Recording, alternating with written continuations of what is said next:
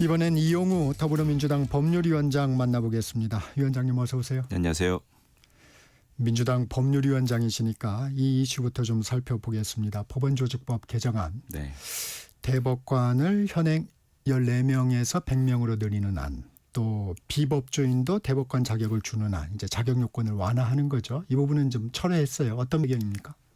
일단 개별 그 의원분들의 이제 입법 활동의 일환의 과정이었고, 뭐 당론이나 또는 선대위 또는 이재명 후보의 공식적 입장 이런 부분들은 아니다라는 점 확인을 좀 하고요. 대법관 30명 또는 대법관 증원 이런 문제들은 어제 오늘의 일은 아니었습니다. 사법개혁의 어떤 주요한 단골 의제로 계속 논의됐었던 건데요. 배경은 다원화된 사회적 가치를 충분하게 좀 반영할 수 있는 대법원 구성이 좀 필요하지 않느냐. 두 번째, 국민들이 어떤 신속한 재판을 받을 어떤 재판 받을 권리에 대한 기본권 보장 문제. 이것은 사실 대법원도 인정하는 부분이거든요. 그래서 현재 14명 가지고 이런 부분들을 좀 수용할 수 있겠느냐, 해결할 수 있겠느냐라는 차원에서 오래된 논의 주제인데 뭐 대법관 증언 규모라든지 비법존 이런 부분들에 대해서는 좀 신중하게 접근할 필요가 있지 않나라는 차원에서 이런 조치들이 있었던 것 같습니다.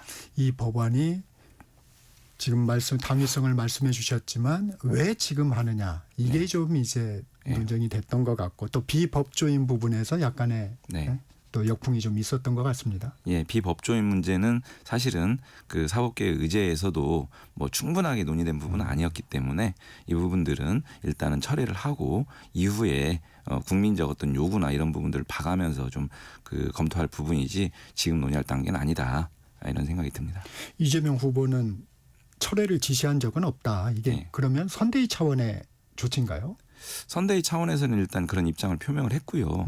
사실은 개별 국회의원의 입법 활동인데 지시를 했는데 지시를 안 따르겠다 이러면 강제할 수는 없는 거고요. 근데 아마도 당 차원에서 이런 부분 이렇게 지시를 했기 때문에 적절한 어떤 처리가 있지 않을까 싶긴 합니다. 권성동 원내대표 국민의힘 당선되면 다시 시도할 것이다. 이재명 후보의 말 바꾸기 한두 번이 아니다라고 했는데 이 부분은 어떻게 들으셨습니까? 글쎄요. 이재명 후보가 어떤 말바꾸를 했는지 잘 모르겠는데요. 국민들을 상대로 특히 대선이라는 공간에서 이런 그 입장들을 피력했다라고 하는 것은 굉장히 무겁게 다가가는 부분이고요. 그 아까 말씀드린 것처럼 대법관 증언 문제는 오래된 어떤 과제입니다. 뭐 100명까지 늘려야 되느냐 이런 부분들에 있어서는 입장이 분명히 다르기 때문에 이런 부분들 좀 철회하고 그 제로 베이스에서 다시 논의할 수 있는 부분이 있겠지만은 그 비법조인 문제라든지 이런 부분들은 분명하게 입장을 밝혔기 때문에요. 그렇게 받아주시면 될 것 같습니다. 근데 이재명 후보도 이런 얘기를 했어요. 이제 법 논란을 만들지 말라고 이제 선대위에 지시를 했었다. 네. 지금은 민생개혁이 가장 급선무이기 때문에 우선순위 차원에서 아직 때는 아니다. 이렇게 얘기를 했는데 그러면 추진하는 거 아니냐. 이런 얘기가 나올 수 있는 거 아닙니까? 저는 그런 지점은 이렇게 좀 받아들여져요. 뭐 제가 명확하게 확인한 건 아니지만은 대법관 증언 문제는 아까도 말씀드린 것처럼 일정 부분 증언은 필요하다. 저는 개인적으로 그렇게 생각을 하고요. 이런 부분과 관련해서는 차후 국회 그리고 국민들의 여론 이런 것들을 수렴해서 어느 정도 수준으로 증언할지 이런 부분은 저는 수기가 필요하고 일정한 논의의 필요성 분명히 있다. 이런 부분에 있어서 대법원 또는 사법부가 뭐 전면적인 반대 입장만 고수하는 것인지도 잘 모르겠습니다. 대법원은 항상 그래 왔거든요. 사건이 너무 많다. 이런 사건들을 처리하기 위해서는 어떤 방책이 필요하다. 그 방책의 일환으로 대법관 증언 문제는 10년, 20년 동안 논의되온 사실이 있기 때문에 이런 부분들은 뭐 충분히 논의할 수 있는 여지는 있다고 생각합니다. 그래서 대법관을 현행 14명에서 30명으로 늘리는 안은 일단 추가로 논의해 보겠다. 여지를 남긴 게 그런 차원인가요? 그런 차원을 이해해 주시면 좋을 것 같고요. 뭐 100명까지 늘리는 문제에 대해서는 조금 더 좀 너무 나간 거 아니냐 이렇게 이해를 해 주시면 좋을 것 같습니다. 이제 우려의 시선이 국민의힘에서는 그런 겁니다. 김문수 국민의힘 후보 법안의 발상 자체가 정말 방탄 독재적이다 이렇게 비판을 했습니다. 이렇게 민주주의를 대후퇴로까지 가져왔는지 모르겠다. 윤석열 전 대통령 이상으로 반성이 있어야 된다. 이런 얘기도 했어요. 어떤 말씀 주시겠습니까? 좀 이해하기 어려운데요. 대법관을 증언하는 문제가요. 그 어떤 뭐 소위 말하는 더불어민주당의 어떤 입장을 관철하는 어떤 기재로 작동한다? 누가 그렇게 생각합니까? 대법관 지원 문제 아까 말씀드린 것처럼 국민의 어떤 재판받을 기본권에 관한 문제이기 때문에 오래된 사법계의 의제로 논의됐던 부분이기 때문에 그렇게만 일방적으로 얘기할 부분은 아니고요. 계엄과 내란에 대해서 전혀 절연하지 못하는 태도를 보이는 국민의힘이나 김문수 후보 측에서 이것을 그 국회의원들의 입법 활동을 그것과 등치시키는 것은 어불성설이고 전혀 맞지 않다 이런 말씀드리겠습니다. 이재명 후보 기자간담회에서 사법개혁, 검찰개혁 중요하지만 초기에 주력해서 힘 뺄 상황은 아닌 것 같다. 그러면 사회통합이 어려워진다고 했는데 이재명 후보가 대통령이 된다면 네. 일단 우선 의제라기보다는 좀 순차적으로 천천히 진행하겠다. 이렇게 받아들이면 될 사안인가요? 일단 대한민국의 윤석열 정부 3년 대한민국의 모든 부분들이 많이 무너졌습니다. 특히 민생 경제가 많이 무너졌습니다. 굉장히 어려움들을 호소하시고 저도 지역구에서 지금 선거 활동을 하고 네. 있지만은 굉장히 어려워하시거든요. 이런 부분들에 일단 최우선적으로 좀 집중해야 될 부분이 있는 것 같고요. 그다음 계엄과 내란으로 무너진 어떤 그 소위 K민주주의 얼마나 어렵게 우리가 쌓아놓은 민주주의입니까? 이런 부분들도 시급하게 좀 다시 세워야 되는 부분들이 있는 것 같습니다. 그런 부분들 중심으로 아마 새 정부 초기에 이런 부분들 좀 가져나가지 않을까 이렇게 생각합니다. 윤석열 전 대통령에 대한 내란 혐의 재판을 맡고 있죠. 지기현 판사의 룸살롱 적대 의혹 지금 어떻게 대응하고 있나요? 일단 지기현 부장판사가 내란 수계 재판 과정에서 법대에서 개인의 신상 발언하는 거 매우 부적절한데 네. 그 발언이 바로 얼마 안 있어서 저희 더불어민주당에서 사진을 공개하면서 사실과 다른 부분들이 어느 정도 확인이 됐지 않습니까? 그 부분과 관련해서 대법원 윤리감사관실에 소명 자료를 제출했는데 조금 제가 보기에는 매우 궁색해 보이거든요. 이런 부분들은 윤리감사관실에서 정말 추후에 어떤 이런 부분들 남김없이 정확하게 조사를 해야 된다라는 생각이고요. 만약 그게 미진한다라고 하면 지금 공수처 수사처럼 수사가 분명하게 좀 또 진행이 돼야 될 부분 아닌가 이렇게 생각합니다. 일단 감사는 지켜보겠다. 예. 그런데 그 증거 사진이라는 게 저희가 보기에는 결정적 증거라고 하기에는 조금 아쉬운 것 같아요. 어떻습니까? 그때 사진을 보시면은 어쨌든 소위 그 저희가 이제 지목했던 룸살롱 공간은 맞는 것 같고요. 그 부분에 대해서 지기현 부장판사가 명확하게 지금 부정은 안 하고 있거든요. 근데 어쨌든 그 공간 자체가 그렇고 그다음에 사진을 자세히 보시면 좀 얼굴이 또 불구스러우게 이렇게 돼 있어요. 그래서 음주를 하지는 않았다고 하는데 그 공간에서 그런 부분들 포함해서 그리고 저는 그 옆에 2명 동석했던 분들이 네. 지금 알려지기로는 소위 직무 관련자 아니냐 이런 강한 의혹이 제기되고 있거든요. 사실은 그런 부분들은 진술을 확보하면은 너무나 쉽게 확인이 됩니다. 그 자리에 동석했던 분들 또는 룸살롱 관계자들 이런 분들 또 이런 부분들이 진술들이 다 다른 언론에서 일부 조금씩 흘러나오고 있잖아요. 윤리감사관실에서 이런 부분들 가감없이 신속하게 조사하면 저는 진상은 금방 드러난다 이렇게 생각합니다. 이 지기현 판사 어제 윤 전 대통령 재판이 있었죠. 근데 어제는 신상 발언을 안 했어요. 어떻게 보십니까? 지난번에 네. 죄송합니다. 예. 지난번에 첫 그 발언은 신상 발언을 했을 때 향후에는 이런 부분들 하나하나 대응하지 않겠다라고 했는데요. 그런 일환이라고 보여지는데 그리고 소명서는 또 제출한 것 같아요. 소명서가 좀 궁색하긴 하지만 어쨌든 그런 부분들은 있는 것 같고 뭐라고 얘기할 계제가 있을지 뭐 그런 차원에서 좀 할 말은 없지 않을까 이런 생각이 듭니다. 대선 판세 좀 알아보겠습니다. 이제 대선까지 일주일 남았습니다. 현재 판세는 어떻게 보고 계세요? 일단은 초기와는 다르게 선거 경향상 뭐 진영 결집이랄까요? 이런 부분들은 없지 않아 좀 있어 보이긴 합니다. 그런데 아마 이번 대선이 계엄과 내란으로 촉발된 조기 대선이기 때문에 이 계엄과 내란에 대한 분명한 심판 이런 종식 이런 것들에 대한 국민적 여론은 여전히 강하지 않을까. 이번 선거의 좀 본질적인 측면 아닌가 이런 생각이고요. 그런 측면에서 보자면 국민의힘 김문수 후보 이런 지점에서 여전히 거리를 두고 있지 않기 때문에 이런 부분들에 대한 어떤 그 심판 여론은 분명히 있는 것 같습니다. 이재명 후보 3표 더를 강조하고 있는데 어떤 의미인가요? 선거라는 게 마지막 한 표 이것으로 당락이 결정된다라고 하는 어떤 간절한 마음, 또 국민에 대한 겸손한 자세, 이런 자세로 좀 접근해야 된다는 측면이고요. 그래서 그런 측면으로 투표함이 열릴 때까지 마지막까지 좀 최선을 다하자, 국민에게 좀 호소하자, 이런 의미로 받아들여주면 좋을 것 같습니다. 최근에는 이재명 후보, 이준석 후보도 좀 신경을 쓰는 분위기입니다. 초기와는 좀 다르게 어떻게 보세요? 저는 이준석 후보가 대선에 출마하긴 했지만 대통령에 당선되기 위해서 출마했는지 또는 대통령이 당선되기 위한 활동을 하는 것인지 저는 전혀 그렇게 보지 않습니다. 지금 이준석 후보가 보이는 태도들이 국민들을 너무나 갈라치게 하거든요. 여성, 남성, 청년, 장년, 노년, 뭐 이렇게 너무나 많은 갈라치기를 하고 있는데 저는 정치인에게서 보여지는 가장 안 좋은 모습이다. 정치인은 국민 전체를 상대로 정치를 하는 거거든요. 이런 부분들 힘을 하나로 모아야 되는데 일정 부분 지지율만 확보하면 되겠다라고 하는 어떤 목표를 두고 달리는 거 아닌가, 이런 생각이 들 정도로 너무나 심한 갈라치기 하고 있거든요. 그런 지점에서 보자면 저는 뭐 크게 신경 쓸 부분 아니다. 다만 그런 지점 분명하게 좀 지적을 해야 된다라는 차원으로 이재명 후보가 얘기하는 부분 아닌가, 이렇게 생각합니다. 당선을 위해서 뛰고 있는 건 아니다. 그런 모습으로 보여지지 않아요. 국민의힘 김문수 후보와 개혁신당 이준석 후보의 지지율을 합치면 네. 근소하지만 이재명 후보를 앞서는 결과들도 나오고 있습니다. 네. 단일화하면 좀 파괴력이 있을까요? 이 단일화가 너무나 과잉 쟁점화된다라는 생각이 들고요. 단일화의 본질적 이 통상적인 대선에서 단일화는 당선을 목적으로 하는 것인데 저는 지금 단일화는 당권 쟁취를 위한 단일화 논의로 저는 규정을 하거든요. 본질에서 많이 벗어난 단일화 논의고 지나치게 과잉 쟁점화되어 있다는 생각이고요. 산술적으로 합산해서 지지율이 나온다, 전혀 그렇게 보지 않고 국민들도 그렇게 보지 않습니다. 1+1은 2가 아니다. 예.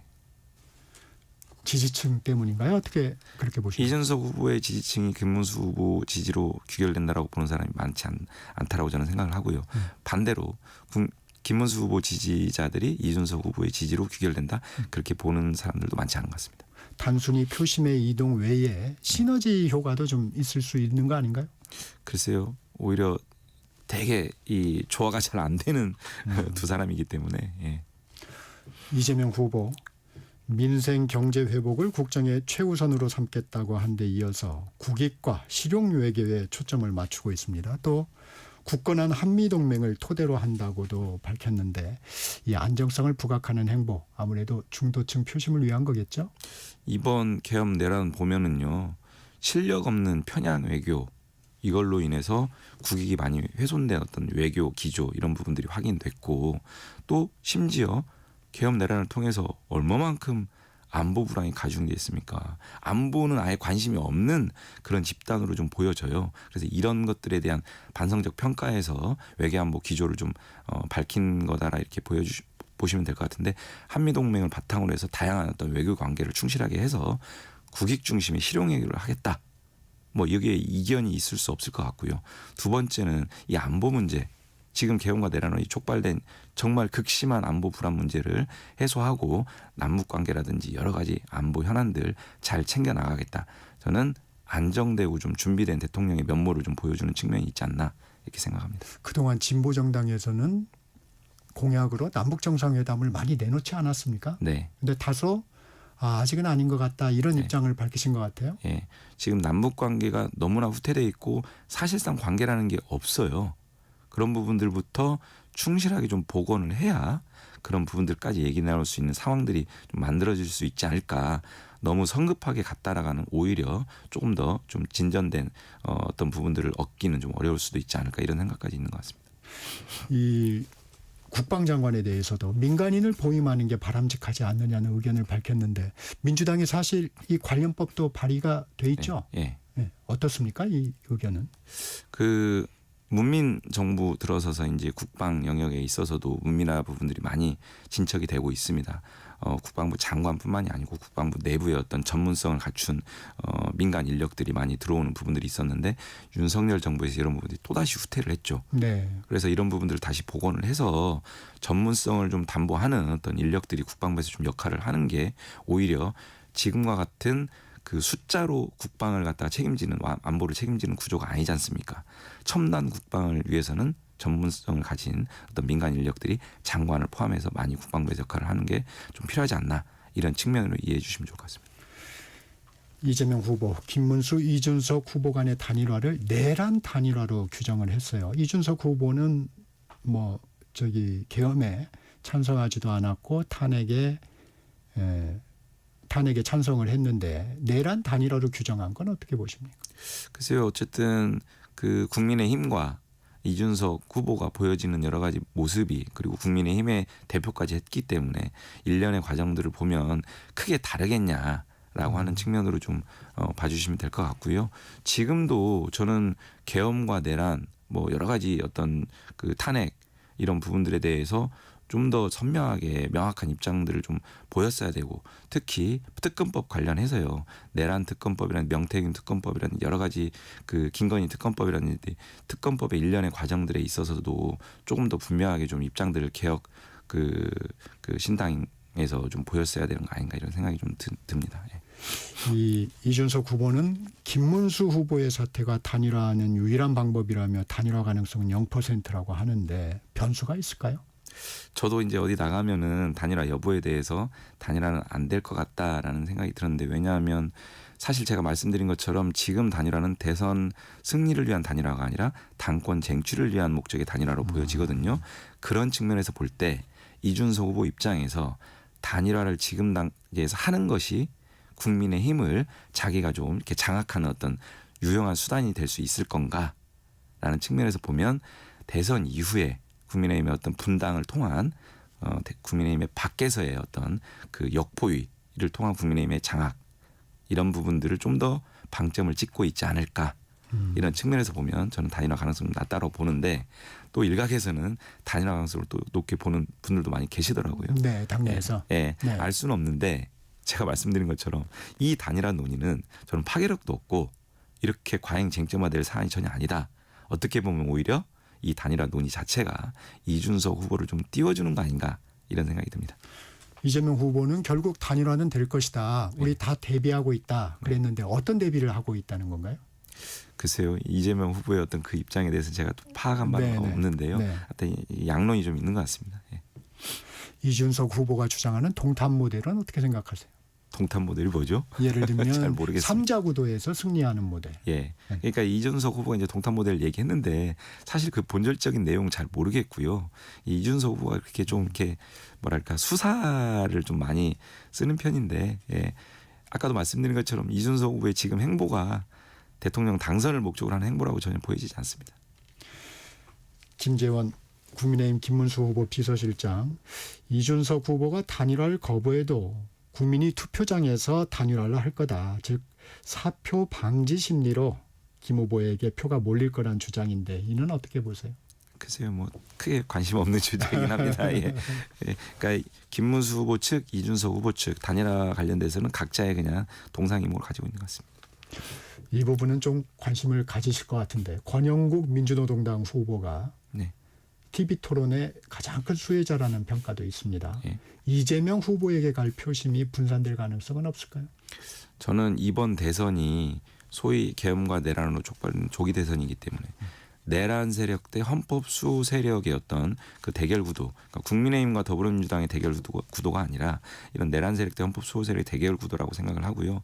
이 내란 세력을 종식시키고 제대로 된 대한민국, 제대로 된 민생 경제를 좀 만들어야 된다라고 하는 국민적 열망이 있는 그리고 헌법을 좀 바로 세워야 된다 이런 국민적 열망이 있는 어떤 대선이기 때문에 그런 지점에서 좀 힘을 실어주는 국민적 판단이 있지 않을까. 그런 측면에서 보자면 크게 그런 부분들은 이렇게 우려하지는 않습니다. 권영국 후보의 득표율이 그렇게 네. 큰 영향을 끼칠 만큼은 아니다 이렇게 평가하시는 거죠? 민주당이 힘을 많이 실어주지 않을까 이렇게 생각합니다. 오늘 마지막 3차 토론이 예정되어 있습니다. 정치 분야입니다. 어떤 부분이 좀 쟁점이 될까요? 오늘 정치 개혁 분야 또 개헌 논의 또는 외교안보 매우 중요한 의제들을 다루는 부분인데요. 이재명 후보가 대선 선거 초반에 개헌 의제를 많이 던졌습니다. 이재명 후보가 평소에 피력하는 내용이요.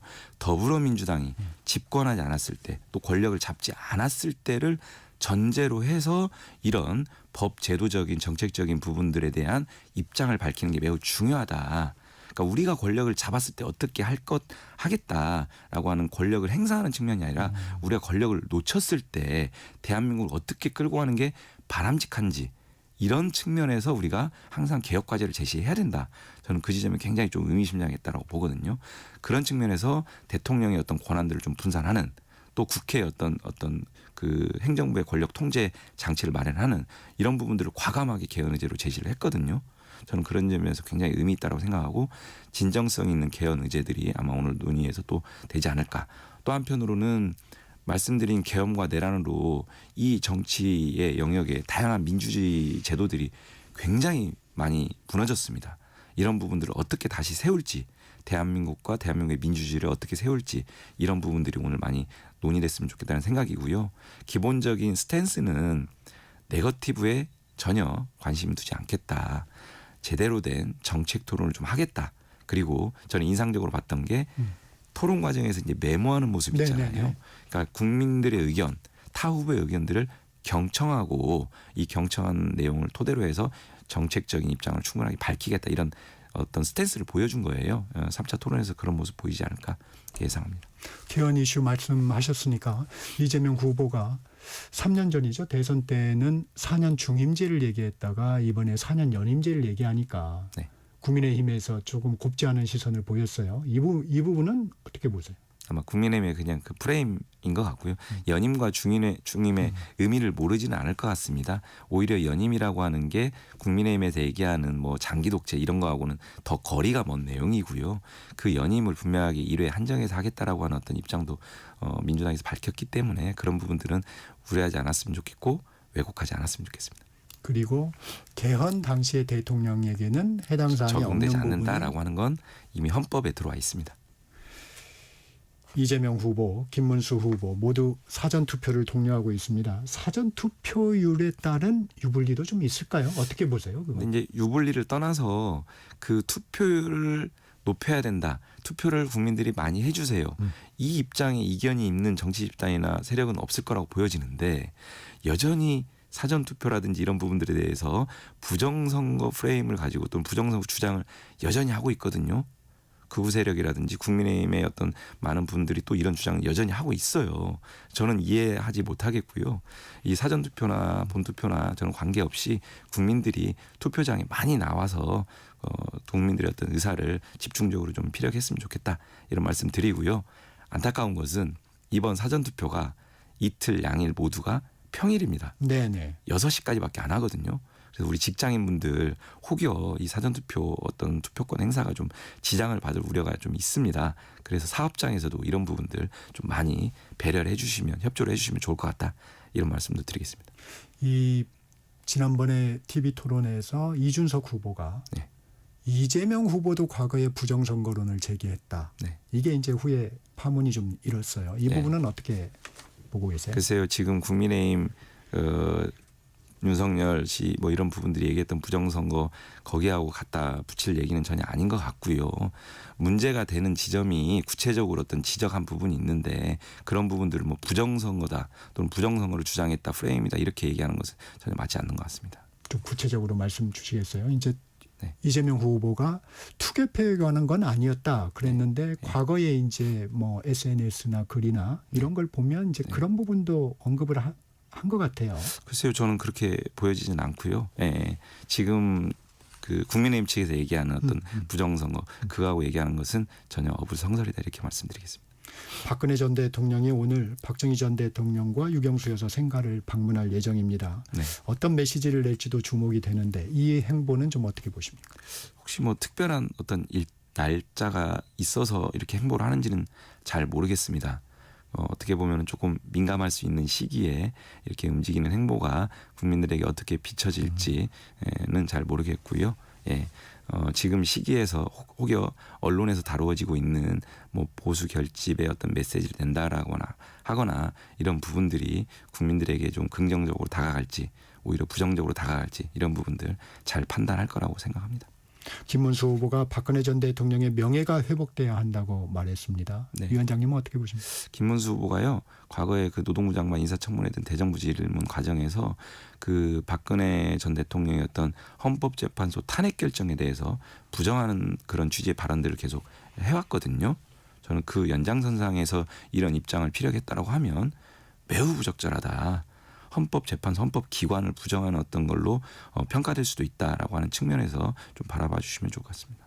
어제 전국 법관대표 회의가 열렸습니다. 결론 없이 대선 이후에 속행하기로 했는데 이 결정은 적절한가요?